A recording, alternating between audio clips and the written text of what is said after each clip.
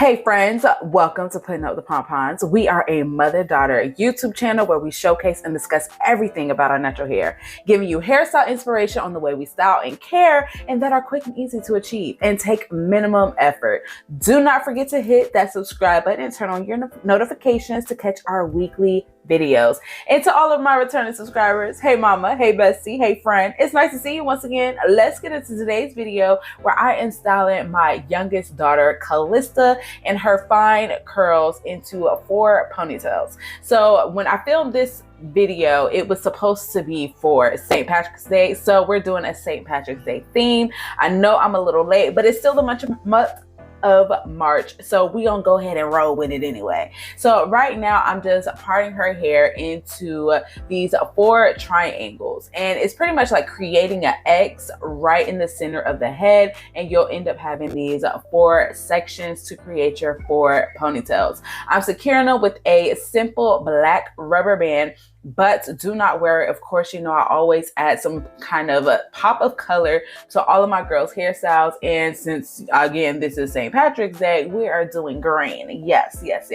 So she is freshly washed, and I did not really apply any products to her hair other than some gel to keep her edges and that frizz, of course, down to a minimum once her hair completely dries. And I just went in with some Eco Styler gel. Whatever you love to use is completely fine.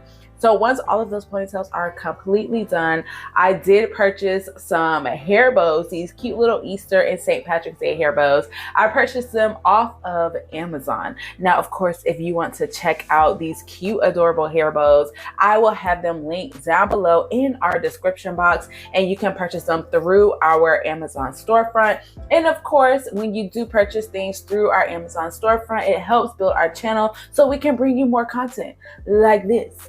So I did kind of want to play around with how I styled the ponytails. I was debating whether I wanted to put braids or just let the curls out. I decided to do 2 of them with curls, and the other 2 I did this cute little braided bantu knot, which is really simple. All you do is braid up the hair and then wrap it around into like a little donut spiral and secure it with either a bobby pin or a rubber band. I chose a rubber band for Callista's fine curls. It usually doesn't take much for her hair to be held in place just because she has such fine hair, and then the bobby pin just is a little too big for her head anyway. Once I am done styling her hair, this is what we have for her to go into the school week with.